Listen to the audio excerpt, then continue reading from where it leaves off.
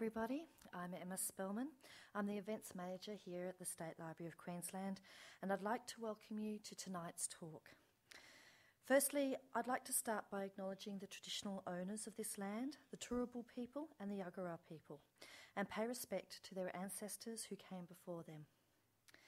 Today, we are very proud to present the changing face of wartime correspondence as part of our Deep in the Conversation program. And if this evening is anything like the conversation that has just been happening here before you all entered the room, we are definitely in for some very fascinating talk this evening. The State Library's Deep in the Conversation program is a series of talks, debates, and conversations with leading thinkers, designers, and it's designed to share and stimulate ideas. But first, just a little bit about the exhibition that inspired this talk, Of Love and War. Of Love and War comes to us from our friends and colleagues at the Australian War Memorial. And we are both proud and excited to be the very first venue outside of Canberra to be hosting it on its national tour. The exhibition explores relationships forged during times of conflict, the passionate affairs and whirlwind weddings of lovers caught up in war, the loneliness of those serving away from home and those they left behind. This is illustrated with personal stories, photos, artworks, film and sound, and relevant objects such as gifts of jewellery, wedding dresses and marriage certificates. Our talk tonight draws on 4 personal experiences, exploring the way in which communicating with loved ones takes place across time, distance and conflict. Our panel will also discuss the changes in means of communication with the arrival of new technologies such as email, mobile phones and Skype, and the impact this has on personal lives, as well as the implications for historical documentation. Before we start, may I please remind everyone to please switch off your mobile phones. And if you need to leave, please use the back exits here. We are also audio recording tonight's talk for our library website. So if there are any questions or concerns about this, please see me or another staff member at the end of the talk. Tonight's discussion will be facilitated by Gavin Sawford, who is part of the State Library's exhibition team and has been involved with the installation of the Love and War exhibition. Following our In Conversation part of the event, there will be an opportunity for audience questions. Please join me in warmly welcoming Gavin and our panel.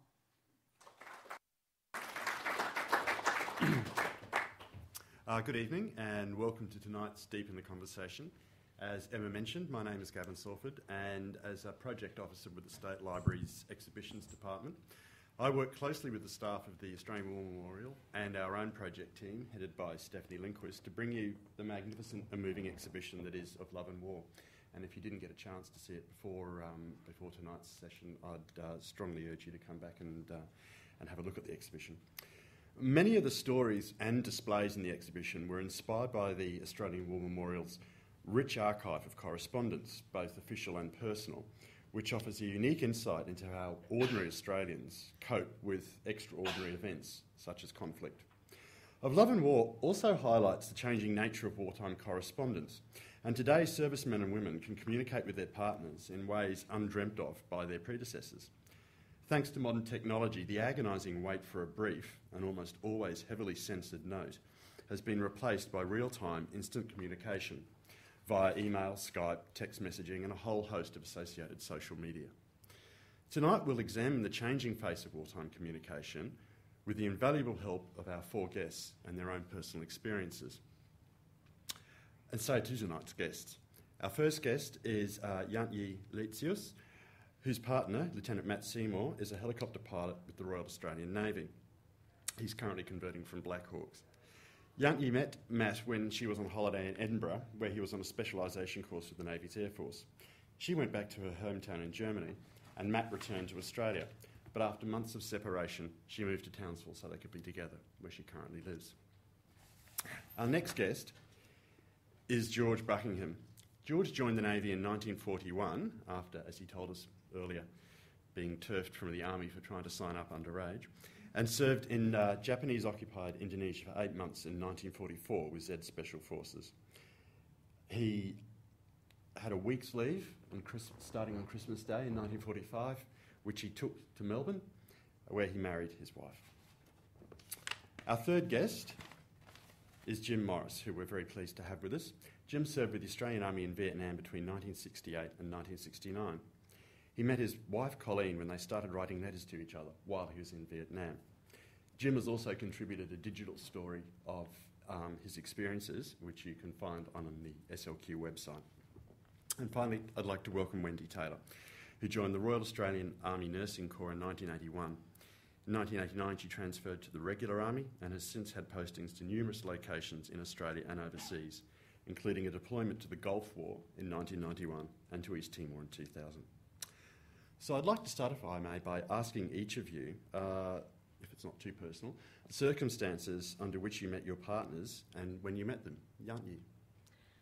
Maddie was on an exchange with the British Navy, and I was travelling through Scotland, and we met through a mutual friend. So,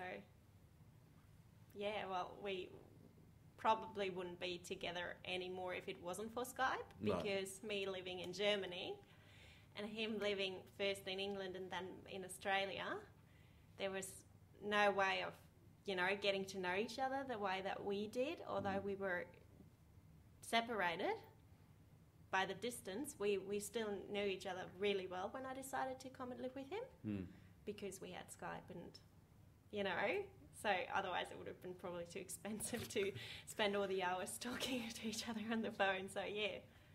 Sure. George, how did you meet your wife?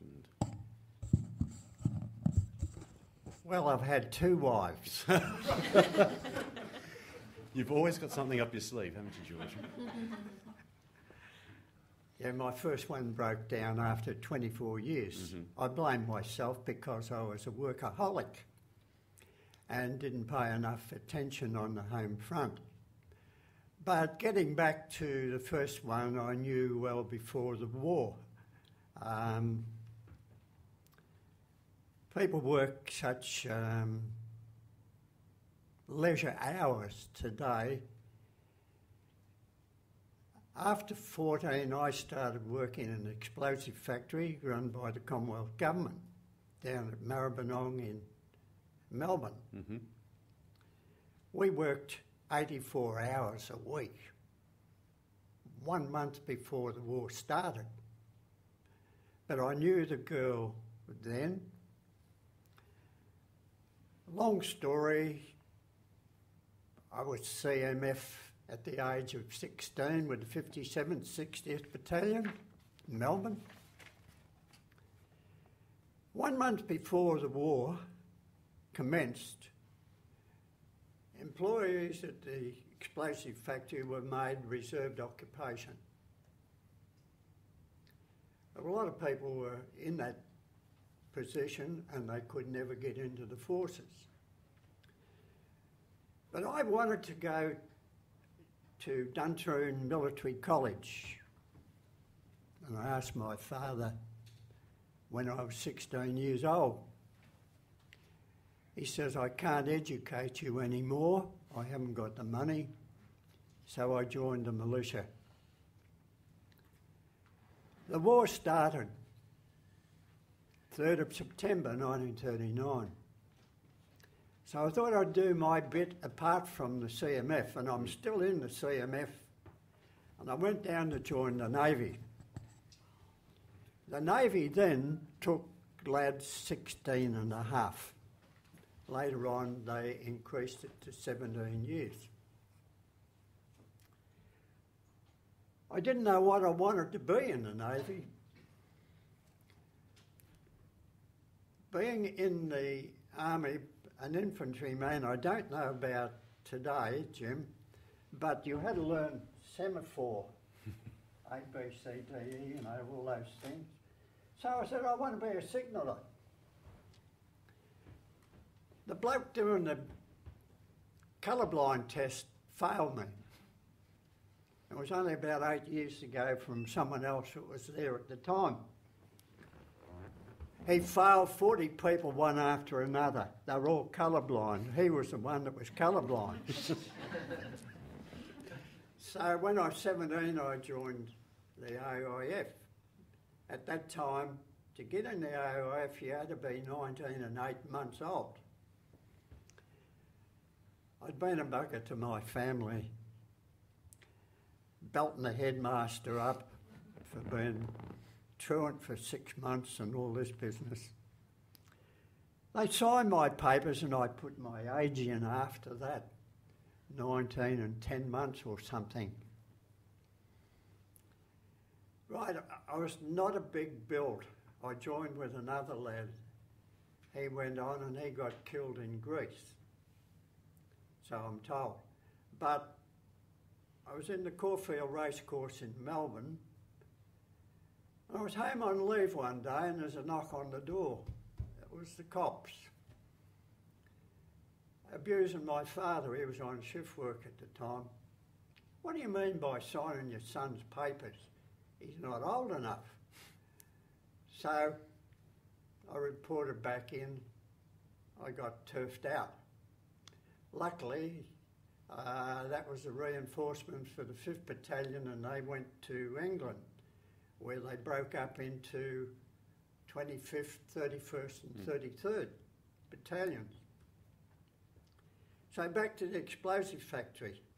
I wasn't happy about that because most of the adults had been ex-Navy blokes for some reason or other. They were the employees there. So I went back to the Navy again, this time as a stoker. And eventually you joined Z Force. Well, I went to sea. We were on anti-submarine, convoy duty. We arrived back in Fremantle one day and I walked off the ship when I shouldn't have done. I walked from here to that wall there and back. The court-martial, I was a deserter. Deserting my place of duty. And I wasn't on duty. Did your but getting back to how you were communicating with your sweetheart at the time, did you tell her any of this? No, no. It all come out years later. Anyhow, after I got out of prison, and I must say, prison 1944 was not like prison today. It was unhygienic for a start. Anyhow, getting back, I'd had 27 months on board that ship and I was very unhappy with the captain. And I went into a mess I hadn't been into. It was a little A4 size bit of thing. Volunteers wanted for special service. So I thought, geez, whatever it is, it must be better than being with this old bugger, you know. So I was accepted. Trained in Melbourne, in Sydney, Brisbane, Fraser Island. I had communicated, well, when you're at sea, it's pretty hard to communicate with your family in wartime. You have to rely on a ship going somewhere and the post office know where to send it to, which would be a bit of a difficulty anyhow. So I says, well, I knew the girl. I says, will you be my girlfriend? And she says, yes. So while I'm in Brisbane, after training at Fraser Island, I got 5 days final leave. So I went back to Melbourne, 2 days on a troop train, 20 hours in Melbourne, and I had to sleep and I proposed and got engaged and bought the ring and all in that 20 hours.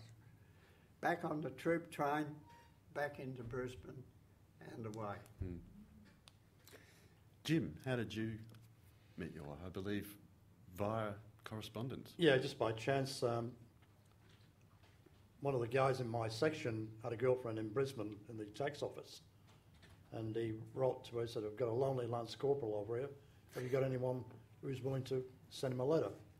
And that's how it started. The girl wrote to me and I wrote back, and it went on and on and on. And towards the end of my tour, I proposed to her, and we were married within 4 weeks of me getting back to Brisbane.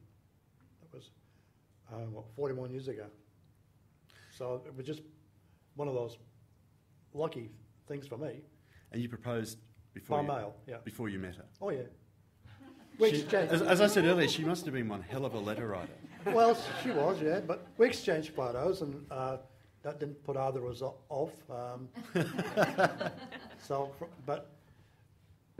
It was great for me. I mean, I'd never had any correspondence before, and to have someone back in Australia and talking about Christmas and going meeting people and just everyday things. It was great for me, because we were divorced from all reality, really. It was 24/7 when you were over there. You were either in base on work parties or you're out in the bush.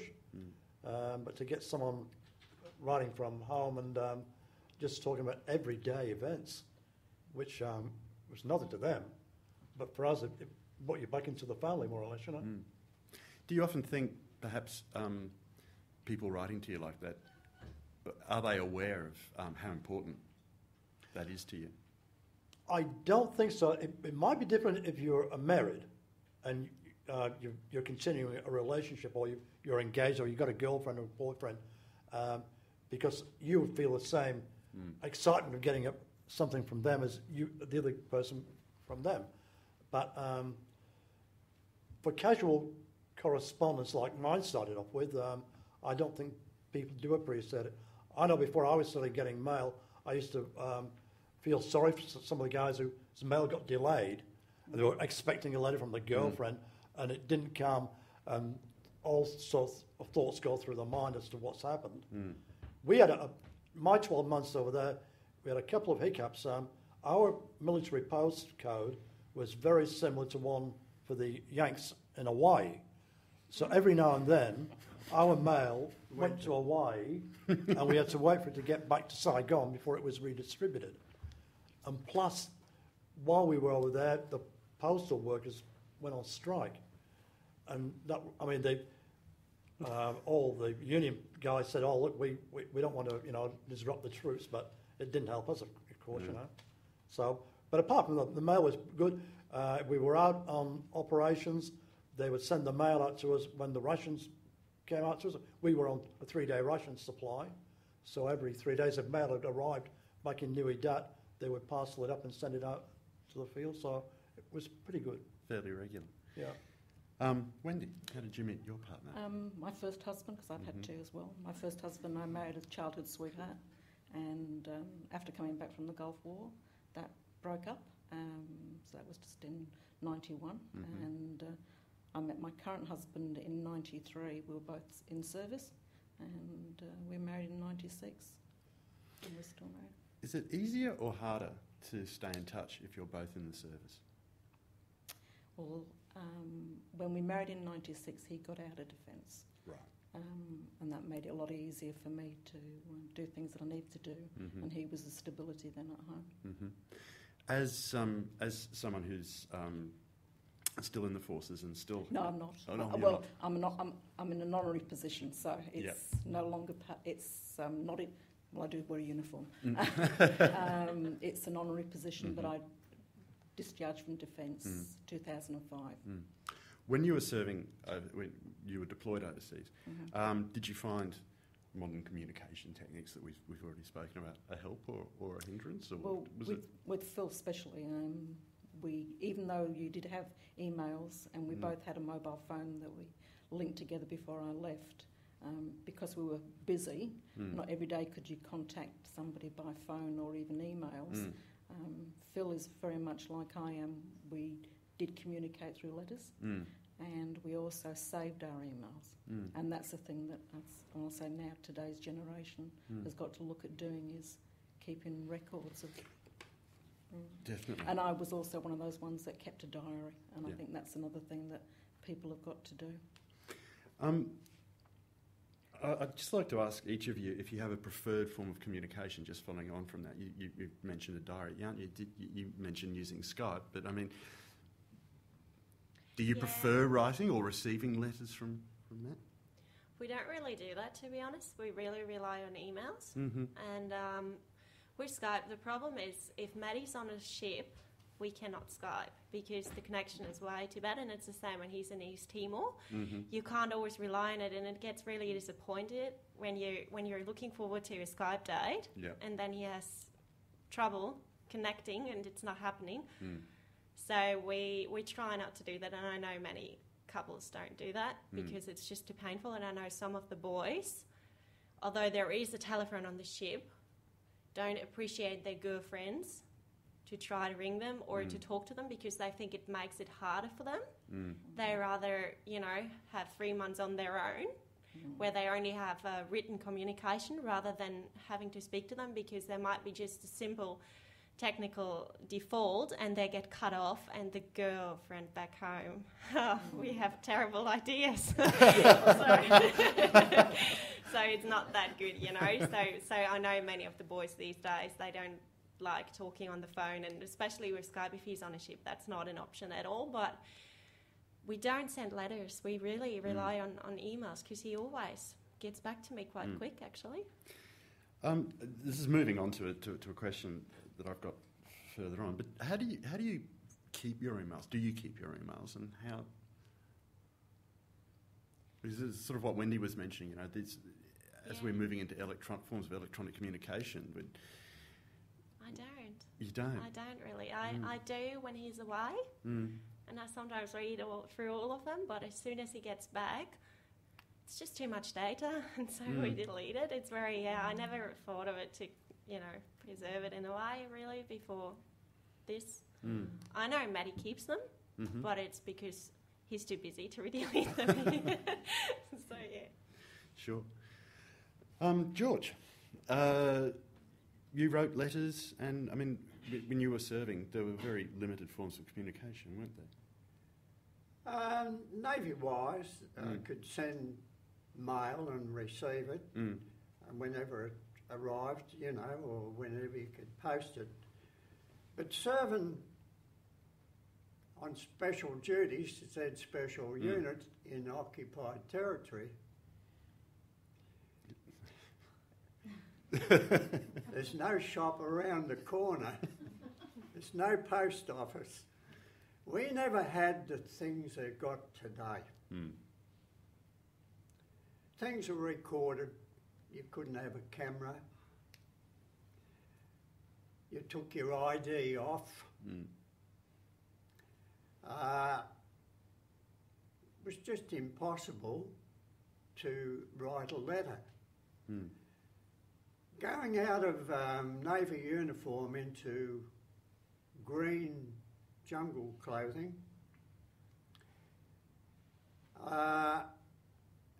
on my 20 hours in Melbourne, I was in that.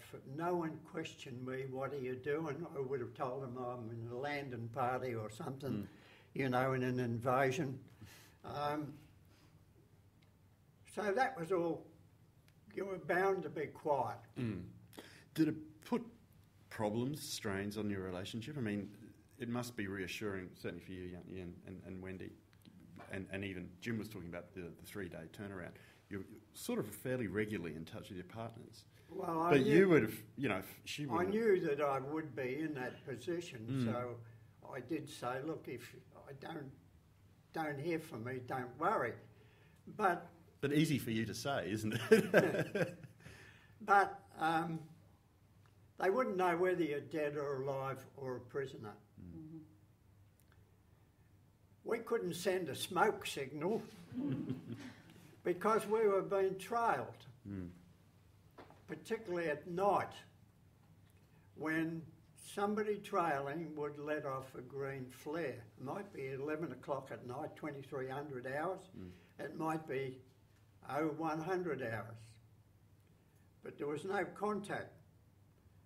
And with the local Indonesian people, you didn't know who was on your side or the other side, because the Japanese had promised Indonesians and Malays freedom from Britain and the Dutch people. Now, the Dutch and the Portuguese, in Timor, they were pretty hard on the locals. So they were quite pleased to have the Japanese until the Japanese went around collecting taxes. Now, when you get into areas where they're cooking a meal on a hot stone, and I must add that it's some of the best cooking I've ever had, really.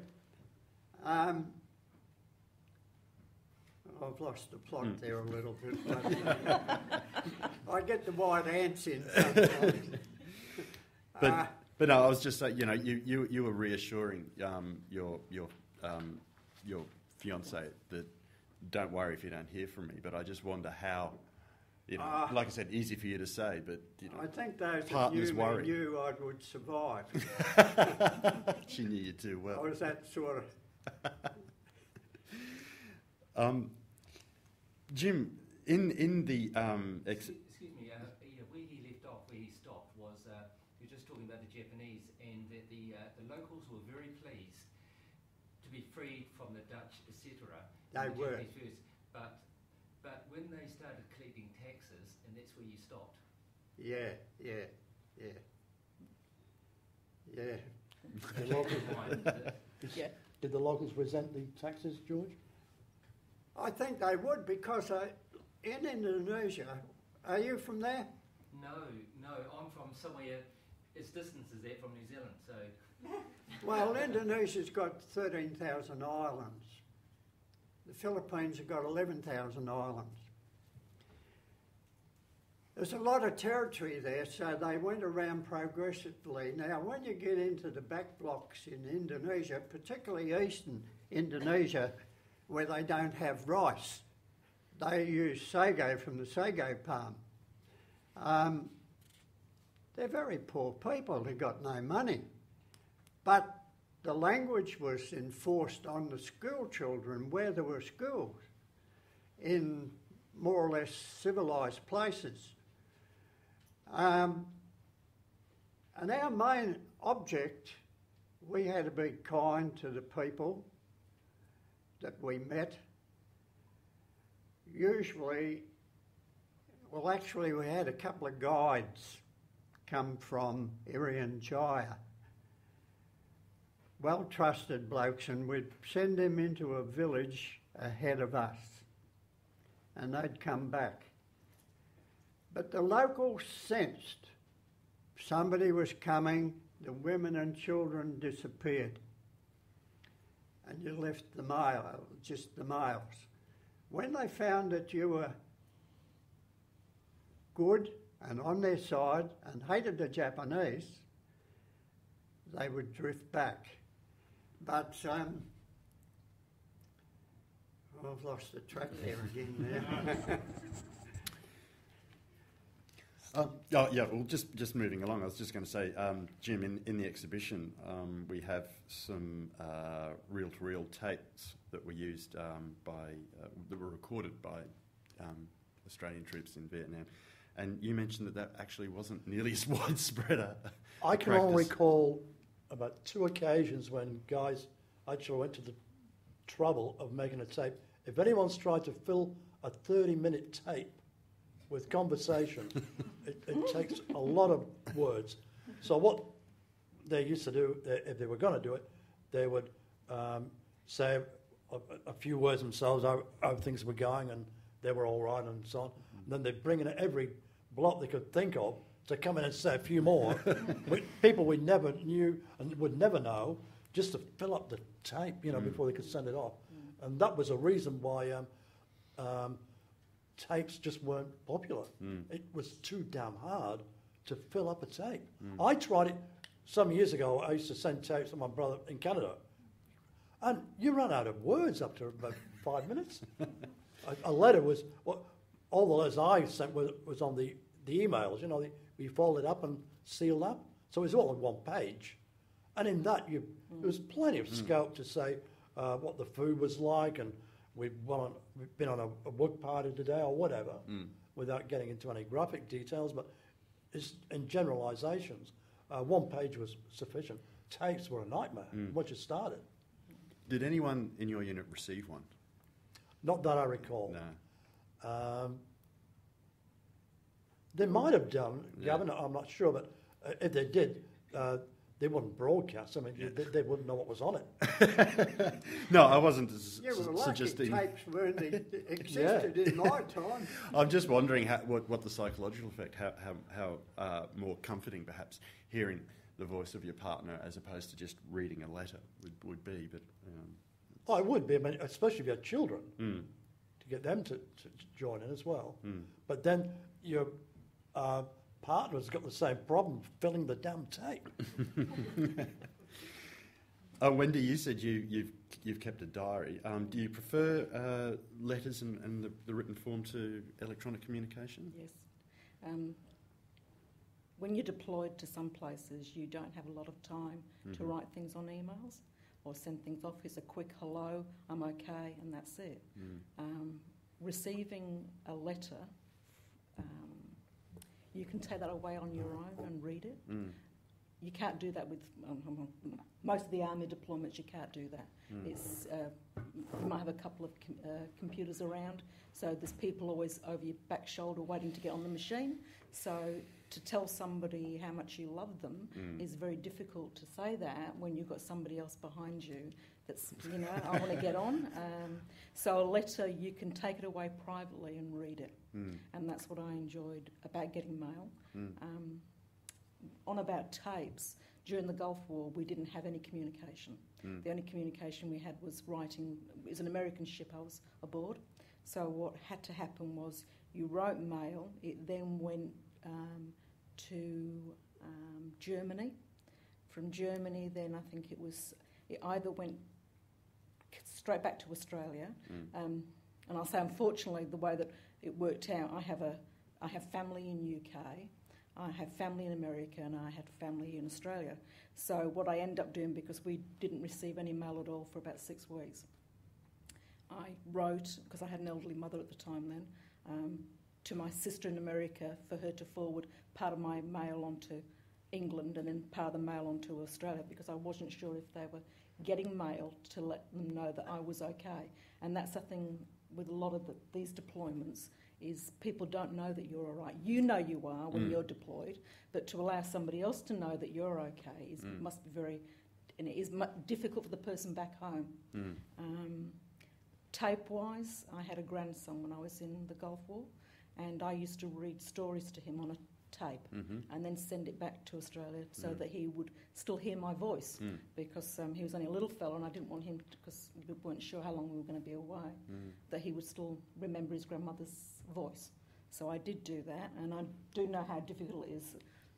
That's why I read in stories, because you could open a book and just read and didn't feel like you had to fill a whole gap in.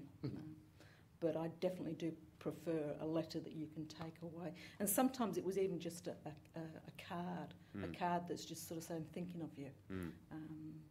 Pictures from my grandchildren, things like that. George mentioned earlier sort of telling his sweetheart at the time, not to worry, I'm going to be all right. I mean, how it's something I guess everyone says, but how hard is it to say, I will be all right, and how hard is it for your partner to sort of accept? Because there's always going to be some sort of nagging doubt, isn't there? And I guess that's where letters and things come, regular letters come in. I will say the way communication is nowadays sometimes is very detrimental to you that are deployed. In what sense? Because you know what's happening almost on a daily basis, because it wasn't always daily, but you know what's happening at home. So if they have problems at home, they tend to share it with you. You know you can't do anything about it because you're here, they're there, and all it is then is just an email or a letter saying, I'm really sorry, I'm not there to help out. So that is difficult with today's communication, because sometimes it's instantaneous and you do see what's going on. So sometimes when you do get mail, all those problems have happened. You know by the time it gets to you, it's all sorted itself out. And so you, the individual, don't have to worry too much about what's going on. But then the downside of that is you don't know what's happening. And they don't know that you're okay. Yeah. That's the problem I had, say, with my mother that was in UK. I was the First Gulf War didn't last very long at all, which was excellent. We left on the 12th of January, and we were home by the end of March. I had a 80-year-old old lady sitting in front of a television screen in UK watching to see if she could see me. I'm in the middle of just outside of Kuwait on a big ship. Yeah. That's all she wanted to see was a big ship that was not... And her waiting to hear, because that's what Saddam had threatened, was he would destroy the American hospital ships to put the morale of the Americans down. So this old lady that's watching a television screen waiting for something to happen must have been devastating for her. Well, that's interesting because I was just going to raise that point. You mentioned people who are deployed seeing news of what's happening at home, but then the flip side to that is people at home seeing news of what's happening in deployment areas. And obviously the development of media, the 24/7 news cycle that we have now, must add extra stresses. It does. It adds stresses to your family. I mean, in Georgia's day, it took months for the home front to know what was happening in the front line. And in Vietnam, which has been called the first television war, even then the turnaround was a lot slower. When you think of it, there was not much difference between, with George being on special operations, of course, he wasn't able to have a regular base of correspondence, but the means of communication hadn't changed much from the 40s to the 60s when I went. It was all service mail. You relied on that implicitly. And telegrams for urgent. Well, telegrams, yeah, perhaps, but in the main, 99% was letters. Yeah, the communication we had was Morse code, telegraphy, and that was coded.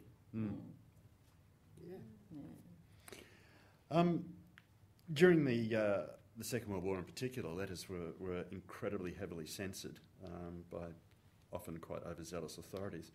What sort of censorship exists today? Have you ever had the sense that... Well, I personally, because my email account is still a German one, I don't have an Australian email account, so for some reason I cannot send emails to his official email account. So I always have to send it to his private email account, and so I hope that nobody has access to that except for Maddie. What about when he communicates to you? Do you ever get the feeling that certain information has been, if not removed by a censor as such, that maybe Matt's almost self-censoring himself in certain areas? He absolutely does that. Yeah, absolutely. Even at home. He's having a really good, in a way, professional approach of that. Like he totally separates it, and there are times when I see him smiling a little bit, and I'm going, what's that about? He goes, I can't tell you. So, I believe it's very important for him to make sure that I don't worry. Because he doesn't want me to worry, because I'm so far away from my main support that for him I think he really protects me a lot. What about you, Jim? Did you ever feel the heavy hand of the censor? No, I wasn't never aware of it. Most people, when they're away, if they're in a danger zone, they not so much make light of it, but they tend to address day-to-day things. What the food was like, how many days you were out on patrol, if something happened, not dramatically, but if anybody fell over and something, you make light of it. You don't go into details of it if you did get into action with people who were wounded or killed, because you know damn well it's going to cause anxiety back home. So you never put stuff in a mail that would be considered contentious. You try to, without escaping from what you're going under, you try to make it as normal as possible. Even if you saw a movie, you tell them what movie you saw. You had a couple of beers after or before the evening meal. So that's the type of thing. Once you were out on patrol, you didn't get a chance to write anyway. when you came back, you said, "Oh, it was uneventful," or I met a couple of exchanges of fire, but no one got hurt, and you pass it over.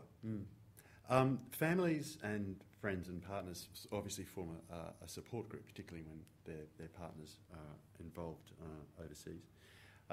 And they talk to each other. What happens when someone perhaps writes the wrong thing? I'm just thinking of that incident that you told us before, which I think the audience would like to hear. I served in C Company in Vietnam, but in B Company, but I'd done my time for 3 years with C Company, and I knew a lot of the married guys, because what happened in Malaya, the married people were really good. They would invite the single guys around for an evening meal.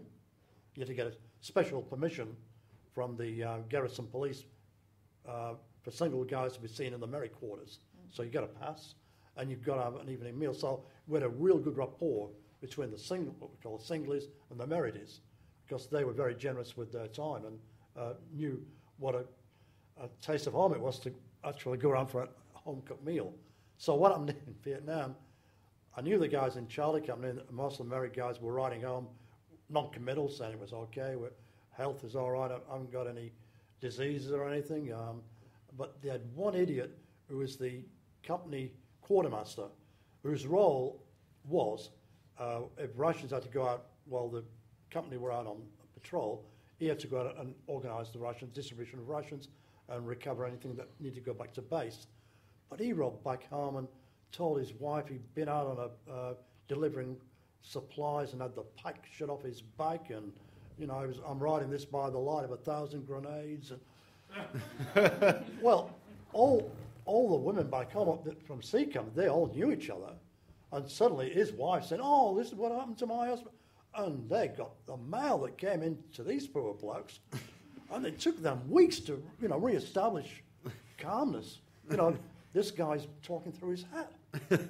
He's never in danger. Yeah.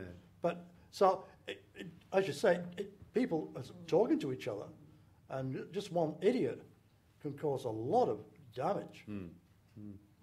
Which is something one doesn't really think of. Wendy, did you ever get the feel? I mean, how does the army monitor electronic forms of communication now? They don't. They don't. Is that not a security issue of some sort? I think what happens, just like, I can't remember the name, but you do censor yourself. Yeah. You do censor yourself. So there's nobody that's, you do have the person standing behind your shoulder, but things just don't get said that aren't supposed to be said or can't be known to be said. People just don't do it. Don't know about Afghanistan and Iraq, but I'm assuming exactly the same things are happening over there. People just don't do things, How much of your correspondence do you keep? I mean, you've said delete, but I think Matt's hanging on to it. Are there other things that you keep? I mean, part of the exhibition features keepsakes and things that, tokens. Is there anything that you've been given by Matt that, has helped you through periods when he's been away? Yeah, he does. What we have, for instance, we have so many pictures on Facebook, so I can constantly see Matty, and he puts up pictures as he's in East Timor as well. So I see him even if I can't Skype with him. I do every now and then get a picture of him, and that's really nice. And you see back home, everything's Matty anyway. I asked him once if he wanted to have a picture of me that he could take with him on his deployments. And surprisingly, he said no. Why was that? I think he really wanted to protect himself a little bit. Like he said to me, it was basically, we were watching a documentary where they been tortured really bad by Japanese and all that. And he said that's exactly why. He said, I wouldn't want them to see that I've got a loved one back home, because they then threaten this stuff. And so I think he's very dramatic about it. But on the other hand, I think his training is very different to I have nothing at all. So I don't know what's going on there. So he knows better, I believe. George, obviously when you went to Java, you didn't actually take keepsakes or any form of identity, or did you? Sorry. So when you were in Java, did you have any keepsakes, mementos of home, or were you stripped of identity because you were behind enemy lines? No, that was all. Everything was left back in Sydney. Mm-hmm. You took nothing. It's a vastly different world today. You know, in Australia there was food rationing, clothes rationing. I was in Balikpapan, Borneo. I was at a picture theatre. The picture theatre was an open-air place where logs were put down and you sat there and watched the movie, whether it was raining or not. We had done work in Borneo to the north from Balikpapan. And we were eventually going to go down to the south of Borneo into Java. At the picture show, 20 minutes, the screen went blank. The war's over. Wow. War was declared that night. Everybody went mad. You stuck your head out anywhere, you'd get it shot off. Searchlights, anti-aircraft guns, everything were going in a celebration. I was quite pleased about that, but I arrived back in Sydney. There was one thing about us, we could lose a weapon. Usually in the army you're in a lot of trouble. But we would hand over, we didn't have rifles, we had Owen guns. And to me today it's still the best gun. And that was Australia. The only thing is, if you drop it on something hard, you can bend the barrel. As like one of my mates was trying to shoot a chap and it was missing him. so I had to pull his dagger out and cut his throat. But, I've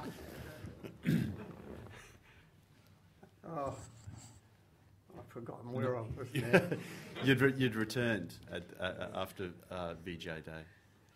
Yeah. And you're allowed to lose your weapon. I eventually got back to, in November 45, and lo and behold in Sydney, I arrived in Sydney, I had a nice little Owen gun I was going to take home, and 300 spare rounds. True, this is true, I'm not pulling legs. And the word customs had come aboard. Now, I'd never ever run across customs.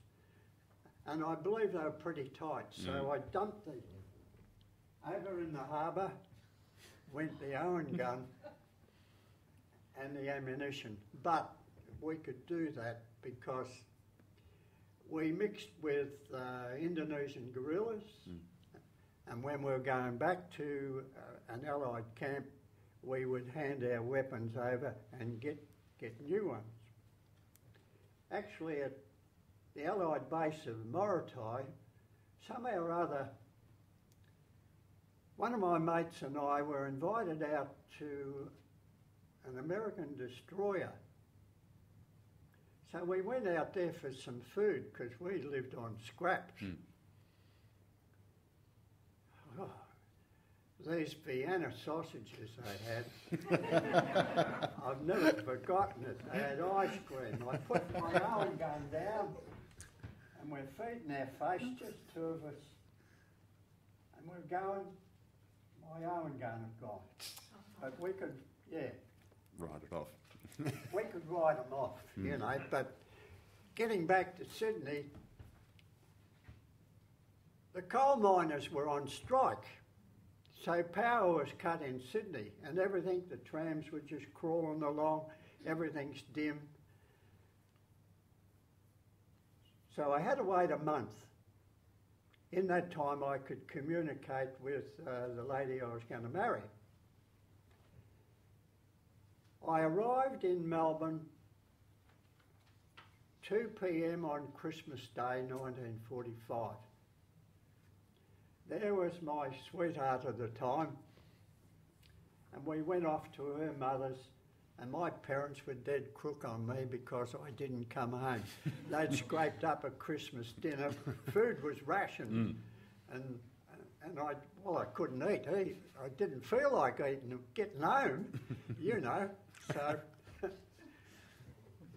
Yes. But we could ride. Which is why you went round to her parents' place. We could ride weapons off just like that. Yeah.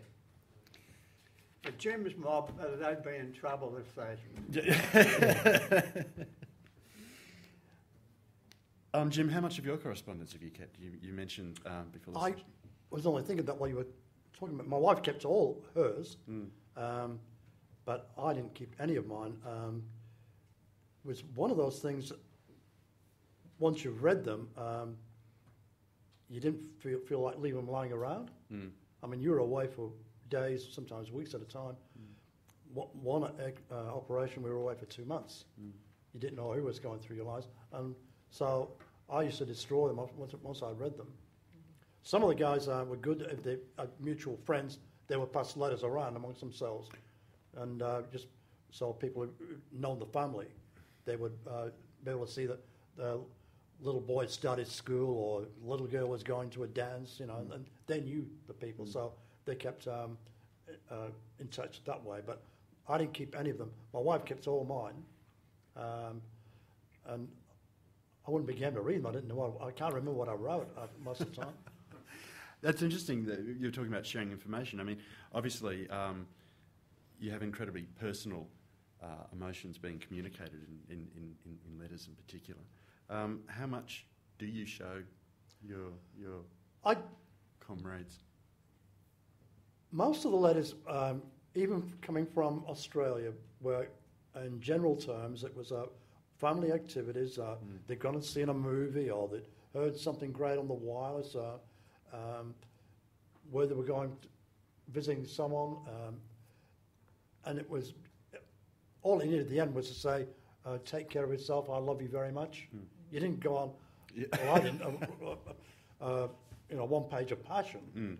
It was enough to let them know that you're okay.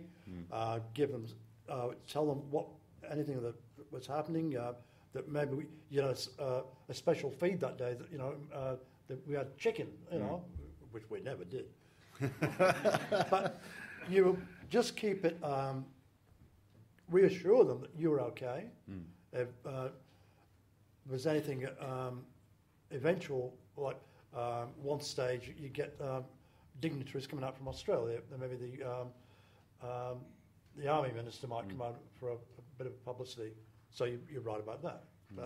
And the same thing coming back from Australia, they'll let you know what was happening on a day-to-day basis, and just tell you at the end, come home safe, I love you, and that was about it. So it wasn't anything like Romeo and Juliet. Yeah, unlike some of the letters that we have in the exhibition. Yeah. Wendy, you've mentioned your diary. Have you kept all your correspondence? Or is Not all of it. The Gulf War one was difficult because we didn't have a lot of luggage to bring back when we left with the Americans. So I kept some that was special, and that's the special ones. East Timor, we downloaded all of our emails up until the November. I came home the first week of December, and then when I went back, I think we must have changed our provider, and we lost all those emails. So they've gone because I was there for another 2.5 months when I went back. So those emails aren't there, but there's still letters and things that I've kept. Which I suppose is where we talk about the convenience and the ease and the instantaneousness, but of course it can also quickly be lost, can't it? Lost. That's exactly right, yeah. Well, we're coming up to question time, so I'll just ask one brief final question to you all. Would any of you consider donating your material to either the State Library or the AWM, or is it too personal? It's my wife's material, so I'll have to ask her. I think for me it's still personal. Sure. And it is still personal, but I hope, like a lot of serving people, is your families will pass it on when it's no longer relevant to you as the individual. Janji, would you consider donating emails to the National Archive? Probably would. I just, never thought of it really. That's what we're here for, just sowing that seed. George, your correspondence. I've got nothing. What did you do with them all, George? I distributed some to the Kui marching group at Gilgandra. I belong to that marching group. I've done 3 World War I reenactment marches done for recruiting following the disaster of Gallipoli. I'm 88 now, and just a week ago I've been involved with 2015 is the centenary of the landing at Gallipoli. I've been asked to participate in a march from Gilgandra to Sydney, taking 1 month, 600 kilometres in the April-May of 2015, plus a reenactment of the Dungaree March, Warwick to Woomba down to here. That'll be probably in the October, November of 2011, but that's only 10 days. I think Wendy's already volunteering to come along No, as it's your okay, personal thanks. nurse. So at that stage I'll be 93. God. Well, I take my hat off. But to you. I haven't got many, no letters surviving or anything like that. One of the biggest targets we had operating from Morotai, that's between the Halmahera and the Philippines. Our concern was Australian prisoners of war at Ambon. If there's any Japanese here, well, I'm sorry, but they were mongrels.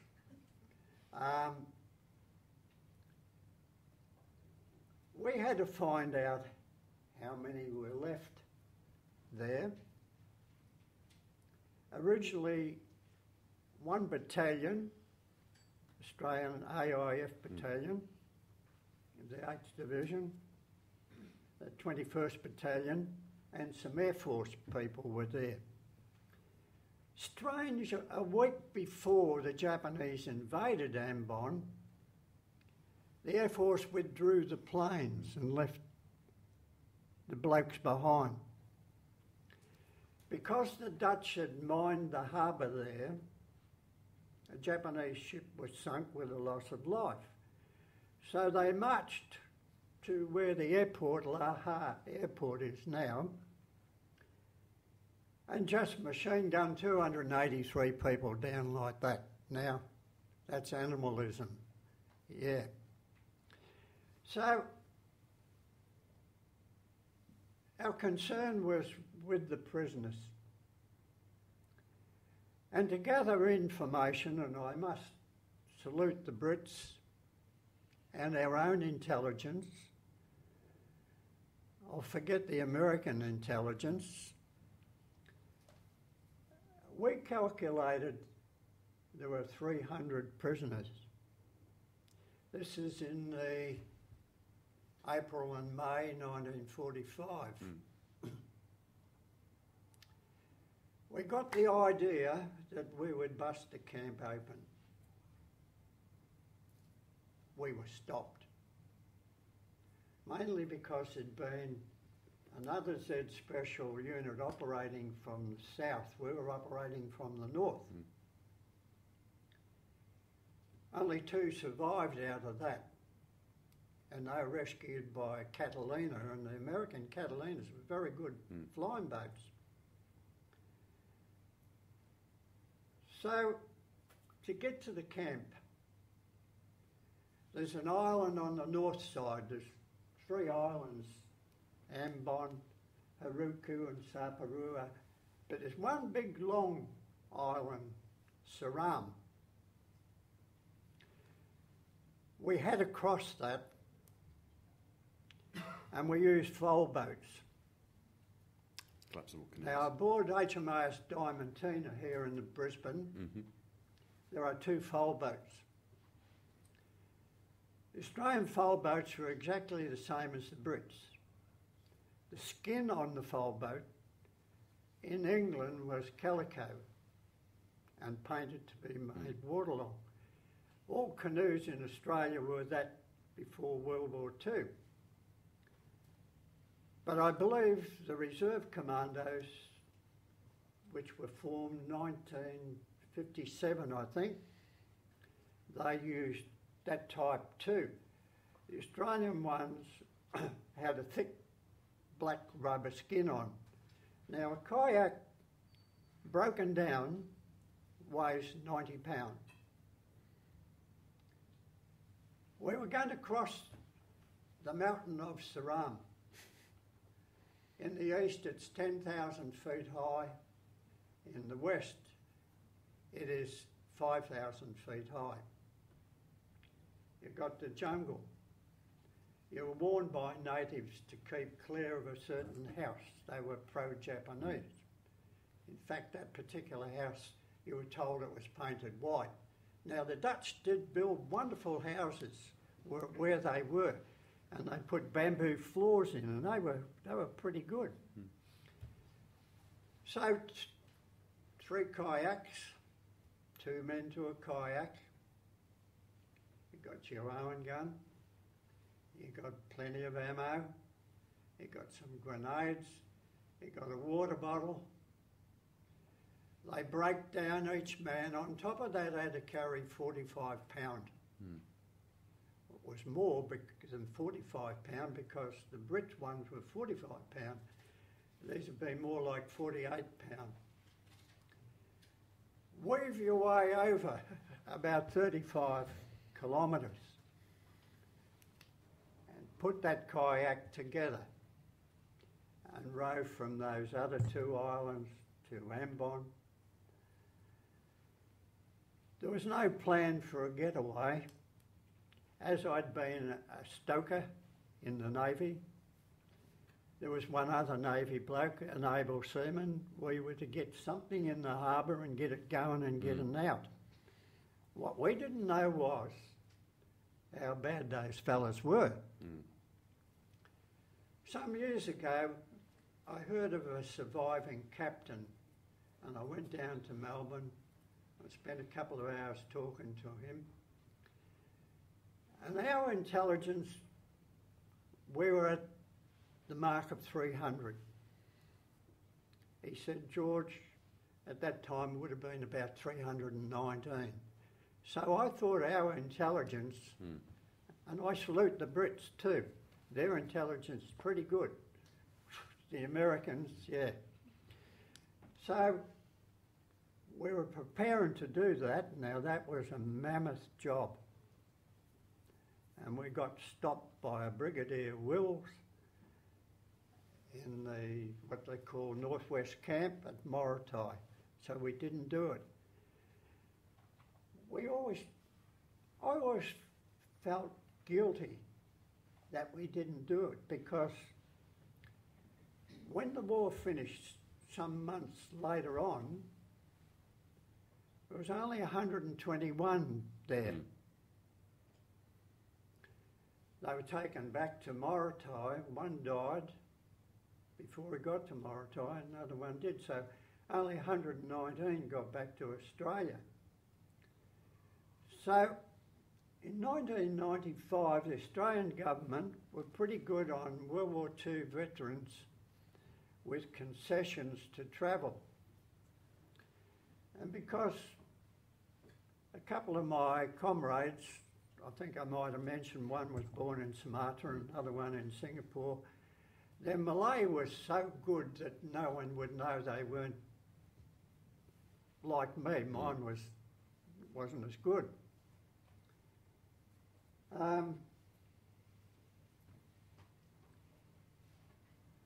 always felt guilty, so in 1995 I went to Darwin and booked a flight to go to Ambon.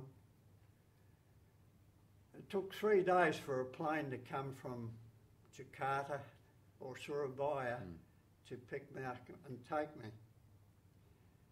So when I got there, there's 3,000 Brits and Aussies, and a couple of Dutchmen and a couple of Americans in the war cemetery there. And I looked around the harbour and I thought, how the hell would you ever get out of it? It was in a V shape, and when the first Australian warships went there after the war, they couldn't enter for a month. The Japanese were still going to blast them out of the water. So going back in 1995, I thought, well, it would have been suicide. Up until that time, I always felt guilty that the other couple of hundred fellas had died in that time. But the Japanese played very bad tricks on them. The commander would accept a bribe from them, and when they walk out of the gate, he'd tell the guards to shoot them down. Us blokes, if we're caught, we're like crashed airmen. Crashed airmen were treated as spies. Off comes a melon. Yeah. So I always felt sorry about that. But your return journey Yeah. sort of helped put you at peace. But I went back on my own. And even then, 1995, at Ambon in Indonesia, I couldn't access a photocopier because I met the caretaker of the cemetery and he took me into his house next door and he told me the Japanese put an ammunition dump alongside. And one of the things when you're in occupied territory is aircraft keep out, but the Americans didn't. And they bombed that ammunition dump. And that killed a few of them too. But I always felt sorry about that. In 1995, that made me clear. Right, well on that note, we'll take questions from the floor. If anyone has any questions they wish to ask any of our guests.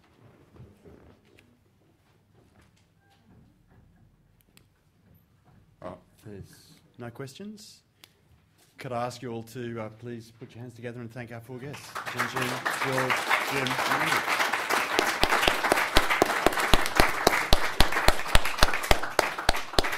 Thank you very much, Gavin and the panel. A sincere thank you to the panel for sharing such a personal part of your life with us tonight. It was incredibly fascinating and very heartwarming and very informative. So thank you very, very much for this evening's talk. For those wanting to take their own journey through the Of Love and War exhibition, it is open daily from 10 a.m. till 5 p.m. until the 20th of February at the SLQ Gallery on this level. We also have an extensive event program around this exhibition. To find out more about these events, please sign up to our What's On mailing list outside or pick up one of the Of Love and War flyers on your way out. The flyer will list the up-and-coming events. Again, thank you for coming. We hope you had an informative evening this evening, and thank you once again to our panel.